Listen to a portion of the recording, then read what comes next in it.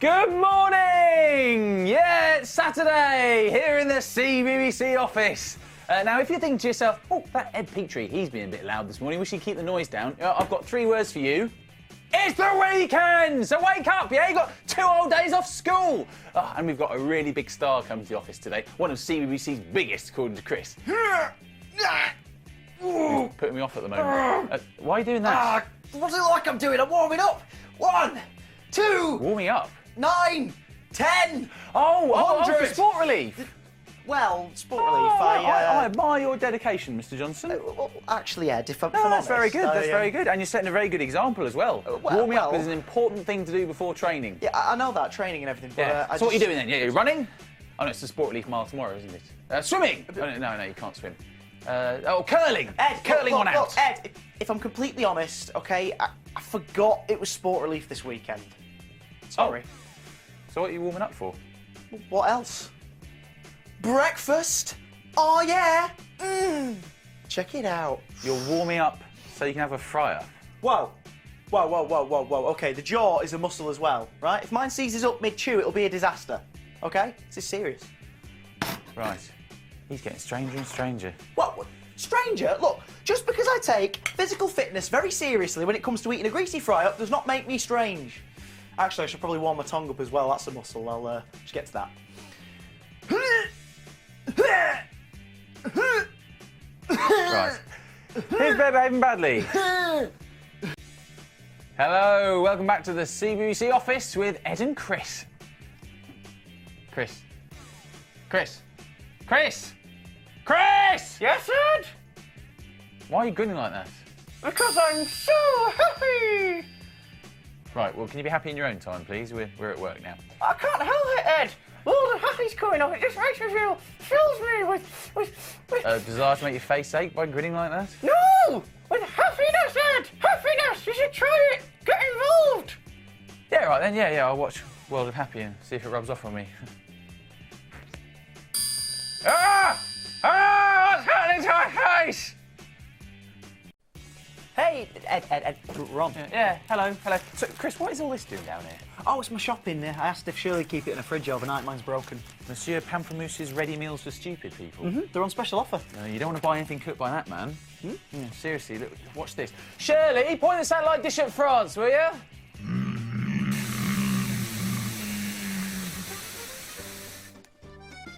Garçon, I've told you before, monsieur. Only real butterflies get Monsieur Pamplemouse's butterfly cake, you fool. I'm going to take you and... Bonjour, welcome to Le Saturday Kitchen, hosted by moi. Not to be confused with the British Saturday Kitchen, hosted by the James Martin. It could not cook a real butterfly cake with life depended on it. Okay, I can cook quite a mean butterfly cake myself. Have a look here. What I have done is I have taken a pound of butter... Your love. I've told you before, do not bring your filthy food into my kitchen. Just because you have a Michelin star and are very shown off about it. It is a top door for you, monsieur. Okay, the trapdoor, she is broken. Oui. Nephew, your love, could you get it mended for me? Oui. Yeah, merci. Hello? The speed repair service. We have a trapdoor that needs mending. Oh, thank you. It's be around any second. Hello! Speedy trapdoor repairs at your service. What seems to be the problem? Well, monsieur, my nephew, I love... This one, yeah. Yes, this here. I want to throw him down the trapdoor into the cold dark dungeon, you see, but it is broken. Well, I'll see what I can do. I'll have a little peer at it. I hope he doesn't get it until you have to be nicer to me then. Yes, I probably will.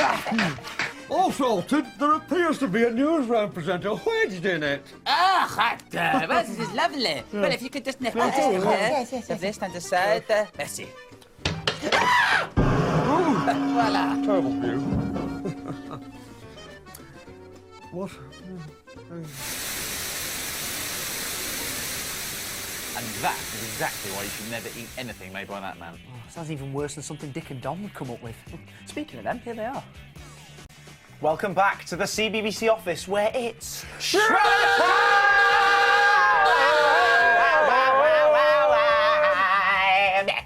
Shredder time. Yes, we asked you to send in pictures of us doing something sporty for Sport Relief. Oh yeah, speaking of Sport Relief, have you seen the hamster? He's going for it on the wheel. Yeah, I know, good, Check it good, because out. we've got lots to shred. Oh, yeah. There was this one sent in by someone who didn't give us their name, unfortunately. It's us playing their favourite sport, which is netball. And there's me there, clearly labelled, Ed, you see.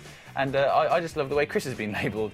Thingamabob. Thingamabob? Thingamabob, yes. That's not my name. It's incorrect. Shred it, sir. Shred it. Right, okay, Shred there it. we go. Yes. His name's Chris. Chris Johnson. Chris Johnson. A living legend. Really? Oh, thank Yeah. you. Oh.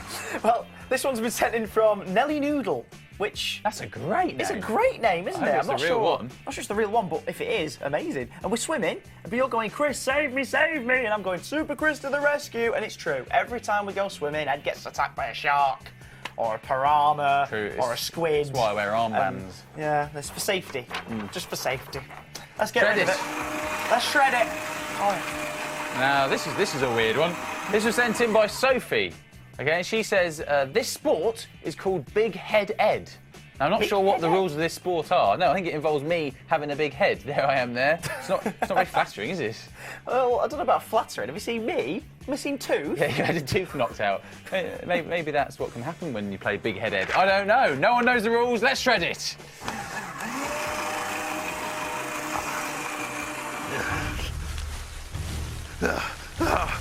Will you two please take a break from all this shredding? I'm exhausted. One day, Petrie, one day I'm gonna get out of here, I'm gonna build a massive shredder and I'm gonna put a massive wheel in it and I'm gonna make you run in it all day long. What'd you think of that, eh? Hey, mate, what'd you think? Oh no. See, he loves the paper. It just makes him so comfy. Oh. Well, Easter's on its way, so why not, just throwing it out there, pictures of me and Ed with our Easter eggs. Oh, that's a good idea. Bring 'em in. Yeah. Send Bring them 'em in. Send a picture of Chris eating an Easter egg so big that his head explodes or something like that. What? Send it to the Shredder, CBC, PO Box 9989, London, W12, 6PA, or you can email them to cbbc@bbc.co.uk. Maybe you've got an Easter egg with a dinosaur inside. Oh, yeah, that would be good, yes. Make them as imaginative as you like. And we'll see you after Deadly 60 with Steve Backshall. Yes, and if you like Steve Backshall, you should definitely make sure that you stick around and come back here. Yes, I can say no more. Welcome back to the CBBC office with me, him, and a very special guest. Yeah, you've just seen him on the telly, and now here he is again. It's only the Steve Backshall of the Deadly 60, isn't it? Look! Check it out, Deadly Steve Backshall. Good morning, you both. Hey, there he is. This is great, isn't it? The actual Steve Backshall with us here now. And there's a question I've always wanted to ask you, Steve. What is the deadliest animal that you've encountered on your travels? Well, for me, it's all about animals that are deadly to other animals, not animals that are deadly to people. So apart from mosquitoes, I kind of think most animals aren't really deadly to people. I personally would say one of the most deadly animals I've ever seen is something called a mantis shrimp. Shrimp? Which is- yeah. Shrimp? Oh, I've eaten loads of those. Yeah, this is a big shrimp though. The one that you're looking at here is called a peacock mantis, and that one there has the ability to punch its forearms so powerfully it can go through bulletproof glass. Whoa. Oh. Deadly shrimp. No, you wouldn't want one of those in your curry. Oh, That dear. does sound quite deadly. I'm actually quite experienced at handling deadly animals as well. Yes, I was talking to Steve about this earlier. What? So I'm going to introduce you to my family pet. There we are. It's Ripper. Come on, Ripper. Ripper. It's not deadly, it's Whoa. just a cute little kitten. Oh, no, Chris, be careful. Stand back. Isn't that right, Steve? Yeah, don't be fooled, Chris. This is actually a dwarf albino mountain lion. What? No, it's not. It is, yes. It's very deadly, isn't it, Steve? Very Honestly, deadly. yeah, watch where you put your fingers. Listen to her having me on. This is a cute little kitten. Oh, Chris, no, I'm going to put it away now. Go on, there you go, wrong with Ripper, there you go. There's very few people in this world who can handle Ripper. Oh, come on. This is You a down practical there. joke or something. That's just an adorable No, stay little back, Chris, kitten. stay back. What, you look, you're so cute. I'm going to get it out. I'm going to get it out and give it a cuddle. Leave it alone. Come here.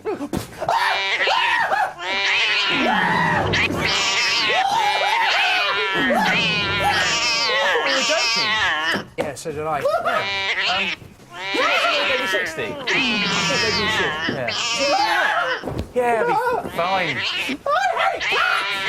Welcome back to the CBBC office with Ed and Chris. Yeah, not just Ed and Chris, though. Oh, of course, no, we've got a very special guest, straight from Deadly 60. It's the Steve Batshaw! Yeah! Hello again, hello again. Celeb here in the office. Yeah, because of course we go back a long way, don't we? Oh, Tim? we do. Yes, we do, Steve. Yes, Steve was in an episode of Ed Nacho's Excellent Inventions. Yes. We're such good celebrity mates, we're nearly wearing the same T-shirts. Well, you know, speaking of celebs, I met a few celebs this week, actually. Yeah. Oh, right, yeah, here we go. Oh, I'm Chris Johnson. I get to interview all the celebrities. Who did you meet this week? Tom Cruise, Katie Holmes. Yeah, both of them, actually. Yeah. Oh, shut up. No, I did, honest, look. Tom Cruise? Come on, this is the right dressing room. You should be here.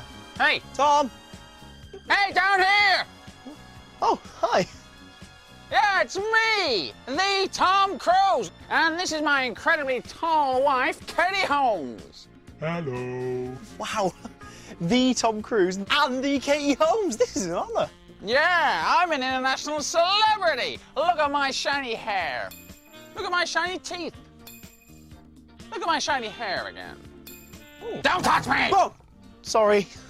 Forget about it. So, you want to interview me? Go! You've been in the movie business for over 20 years. How did you get your first big break? Well, to be honest, Chris, it seemed impossible. Which reminds me of my film Mission Impossible. I was set an impossible mission. It seemed impossible, but it wasn't impossible. You're an international superstar. You're always in the public eye. Is it tough to get any privacy? Chris, it is impossible. Which reminds me of my film Mission Impossible 2. I was set an impossible mission. It seemed impossible, but it wasn't impossible. You're one of the shortest actors in the world. Does that make getting work quite difficult? Chris, it is impossible. Which reminds me of my film Mission Impossible 3. I was set an impossible mission. It seemed impossible, but it wasn't impossible. And of course, Mission Impossible 4 comes out later this year. Can you tell us anything about that? No. Oh. Well, the Tom Cruise and the Katie Holmes, thank you very much. Bye!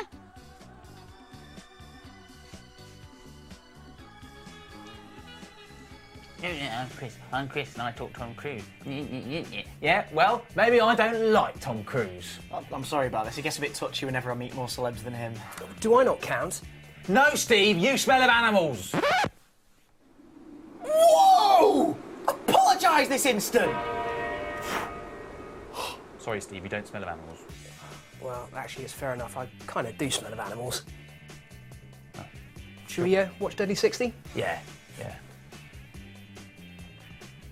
So they're called bird-eating tarantulas, and seriously, the spider is this big. And I was just taking it out of its burrow, and it was just sitting there right on my hand like that. Oh, that's incredible. Spiders are incredible, aren't they? I mean, I have trouble on 2 legs, never mind 8. The fact they've got to scuttle around on those, crawl at walls and up trees. Sorry about that, Steve. You can talk the hind legs of a donkey. Welcome back to the CBBC office with me, Chris, and Steve Batshaw off Deadly 60. I think it's time for Chris's Ramble of the Week. You seen this before, Steve? No, new one on me. Well, basically, we've got 5 topics here that Chris likes to talk about. Comics, aliens, rock, Sarah Jane Adventures, and animals. These lads pick one, talk about it as much as he likes, and he's never allowed to talk about it again. Right, so, Chris, what are you going to pick? So I couldn't stop talking. The donkey's legs just dropped off. What? Oh, right. Well, I've got comics, and I've got rock, but then there's SJA, which are for the fanboys. It's Sarah Jane Chris, Adventures. focus, Chris! Okay, animals.